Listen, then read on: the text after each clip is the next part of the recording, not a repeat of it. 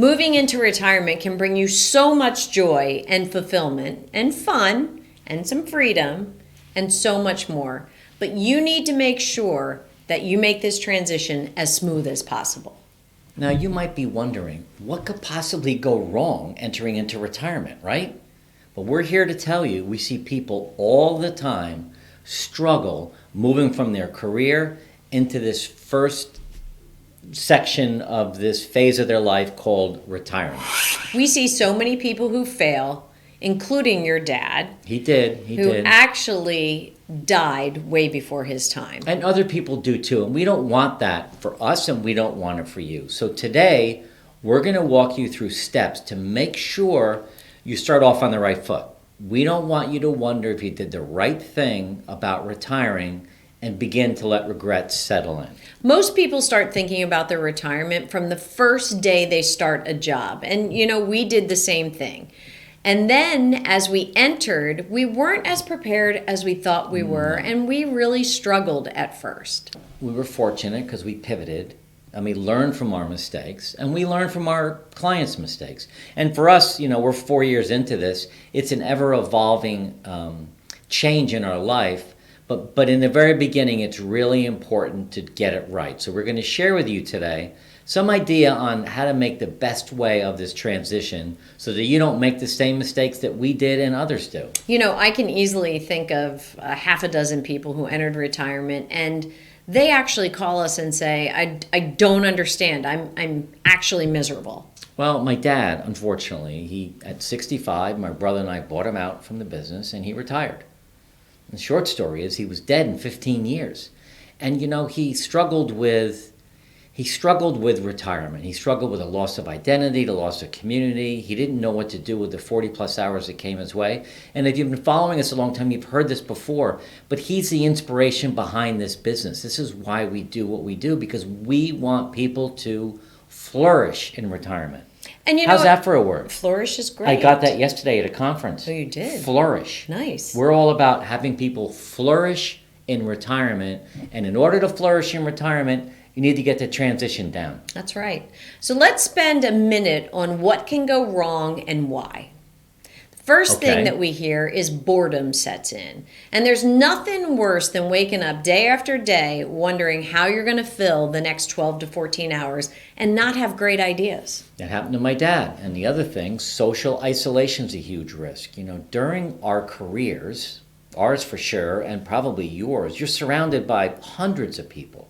There's a lot of time alone in retirement. So to go from that busy, surrounded by hundreds of people, to by yourself or just you and your partner, it really can be disastrous. And the third thing is some health issues can ruin your retirement. Things happen to even the healthiest people. We had a client who was prepared for retirement, ready to go. Her husband was ready to go, and they were going to travel. That was their number one goal. And then she broke her hip. Yeah.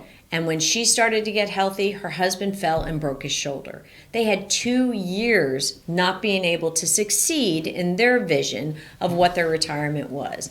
So health issues can pop up, but here's what I would tell you. Ignoring your health can make it even worse. Right. So let's go through some things that would help people have a smoother transition, so that if one of these hiccups or worse comes into play, they still can slide into retirement and have a successful retirement, because that's what it's all about. We want you to flourish. So what's the first thing people can do to have a better transition? Well, I would say the first thing you can start doing is plan early. This is a very important step. No matter where you are in your career, start to plan, because people wait for this plan to catch them, and then they feel like they're always behind in retirement. And you want to plan early. You don't want to wait till 10 years when you're in retirement. This, again, I've said this before, this phase for us is 30 or 40 years. So you want to really put a plan in effect so that you've got a direction in which you want to go. And honestly, this process of planning should begin, in my mind, at least 5 years before your official retirement date. And there's many parts of it to the planning that people just skip. They skip it altogether. And it's funny, people push back on us when they say, I don't want a routine and I don't want a plan. And those are usually the ones that come back to us and say, I'm now failing. Here are some components around planning that we'd like you to think about. So what I was going to say is now we're talking about creating a plan for retirement so that you have a better transition.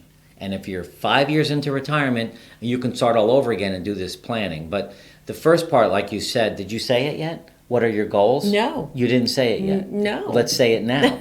The first part is setting your retirement goals. Right? Really just asking yourself that question, what are my retirement goals? And spend some time with it. In our online course, Your Retirement Game Plan, we break that down into 5 pillars to have you consider. And we're not saying our 5 pillars are your 5 pillars, but ours are physical wellness, mental wellness, relationships, spouse-partner relationship, and then how you're going to share your wisdom. So think about those 5 and then determine, what are your 5 pillars? Well, and I would start with our 5. If you've got other ones, that's great. Under relationships, there's family and friends and all that. But it's a good base framework, yeah. A good framework to work with. All of these 5 pillars need a plan, they need goals, and they need some action steps. If you do that, your transition will be smoother. Some other considerations that are really important is, do you still want to work? That's right. Some people do. Do you still want to work full-time or part-time or as a consultant? You got to make a choice. Do you want to be in it or part in it or not in it at all? We run this business part-time, and we get so much fulfillment out of it because it's a form of wisdom sharing for us. And some people need to keep working for the money, which is fine. You don't need to work 80 hours a week again. But working to get paid in retirement is okay. Listen, people are working well into their 80s and 90s, but it could look a little bit differently. You could work for a company that really matches better with your personal values. Yeah. Some people work because they want the community. And some people work just because they have to be active, and that's how they do it. So, you have to think about your vision, you have to think about your pillars, and then the other thing is, think about creating a budget well in advance of retirement. I think that's also extremely critical. Know what your cash flow looks like, and with a clear budget, you can figure that out. Without a clear budget, you can find yourself in a jam pretty quickly where that question before this, do I want to work, becomes, I'm going to have to work. And there's a lot of information out there on financial planning and setting a budget in retirement. We don't do any of that work. We do all of this non-financial work, but getting together with your accountant and a financial planner does help a lot. Now, knowing how much income is guaranteed is the first step, and then build your fixed cost into that budget. The other thing I would say is look out 1, 5, and 10 years or more. To make sure you're building emergency funds here or there. I know that's what we talk about quite a bit, and it's hard to do to really, pull some money aside. But if your goals include travel, you'll need to build that in. The other thing about planning is you need to find a way to feel relevant again. During our careers, our jobs, we always had a purpose. We always felt important. We always felt needed. We got so much out of our careers. When you slide into retirement, that goes away. Well, it's funny when you're leading teams and making important decisions, all of that continues to build that relevancy, right? And so now, the first Monday after retirement, now what? Right. How are you going to drive relevancy in your life? But not everyone really needs to work on this right away when you first get into retirement, about feeling relevant again, because you can just take a little bit of a pause, which is okay. But if you are feeling irrelevant and you want some help, then lean more on your friends. Set up some weekly gatherings. Get the social end of your life pretty active, because that can be in itself fulfilling and also feel relevant. Or join some clubs or groups, instantly feel and find like-minded people around you. A good place to do that is volunteering. I know we talk a lot about that, but it works. Put your skills and talents and energies, in a focused area. Well, another thing that's interesting that you could do, and you did this, and I do it every day, I read, but exploring education, further education. It could be higher education. You got a little bit of your MBA at Penn, and you took an online course. But when you're starting to do some more formal education, it could sharpen an existing skill, or you could learn a new skill, and then you can use this knowledge to help others, either as a mentor or a volunteer. but you're instantly going to have a community and you're going to feel needed and relevant again by helping others. So we talked about in this transition, what can go wrong, why early planning is critical and making sure you have a budget. And then we spent time feeling relevant again. And these ideas that we talked about will help you feel relevant and lead you to a life of purpose. Remember, retirement is an exciting time of your life. And we should all do what we want to do, when we want to do it, with whom we want to do it, and just make sure that we crush it. So that you can flourish in retirement. That's our new word, flourish. Definitely your new word. We hope you liked this video, and if you did, you're going to love this next one. We created a 3-part series of videos about preparing for retirement.